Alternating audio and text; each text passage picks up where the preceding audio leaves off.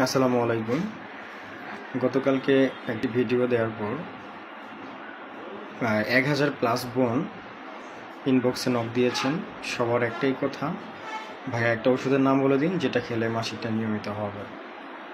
মাসিক না হওয়া এটাকে বলা হয় অ্যামানোরিয়া বা রজবদ্ধতা। এই রজবদ্ধতা বা অ্যামানোরিয়ার অনেকগুলো কারণ আছে। এই কারণগুলো নির্ণয় করতে হবে।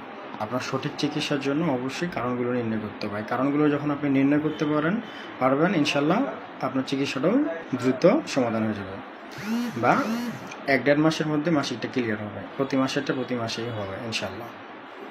তার মধ্যে কারণের মধ্যে হাইপোথ্যালামিক কারণ, পিটুইটারি কারণ, ইউটেরাইন কারণ, ওভারিয়ান কারণ, অনেকগুলো কারণ আছে। আর এই কারণগুলোর জন্য প্রধানত দায়ী হচ্ছে আমরা নিজেরাই। Fast food, junk food, processed food বা বাইরের খাবার খেয়ে অভ্যস্ত।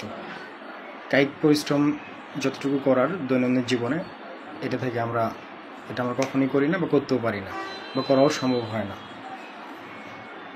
এবং আমাদের বোনদের মধ্যে দেখা দিয়েছে যে এরা ফাস্টফুডে অভ্যস্ত বেশি। প্লিজ, সময় আছে, এখনই সতর্কতা অবলম্বন করুন।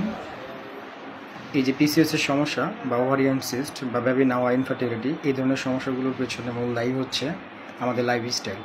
আপনি আপনার লাইফস্টাইল চেঞ্জ করুন, ইনশাল্লাহ দেখবেন সমাধান হয়ে যাবে। তো কথা হচ্ছে, যারা ইনবক্স করেছেন যে মাসিকটাকে ক্লিয়ার করার জন্য ওষুধের নাম বলে দেয়া, আমি অনুরোধ করব আপনারা বায়োতে নাম্বার দেওয়া আছে, আপনারা সমস্যাটুকু বিস্তারিত ওখানে খুলে বলেন, যতটুকু জানেন আপনি।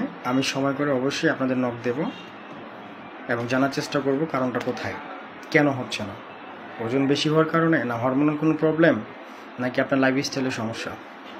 আমি কারণটা খুঁজে বের করার চেষ্টা করবো ইনশাল্লাহ। আপনারা সেখানে মেসেজ দিয়ে রাখুন, বা বায়োতে নাম্বারটা সেভ করে হোয়াটসঅ্যাপ করা আছে, ইমো করা আছে, আপনারা চাইলে সেভ করে কানেক্ট করে নিতে পারেন এবং সমস্যাগুলো বিস্তারিত সেখানে বলবেন। আমি তারই পরিপ্রেক্ষিতে আমি আপনাকে ফোন দেবো, সময় অনুসারে ফোন দিয়ে জানার চেষ্টা করব পর্যায়ক্রমিকভাবে। প্লিজ ভালো থাকবেন, দোয়া রাখবেন। আসসালামু আলাইকুম।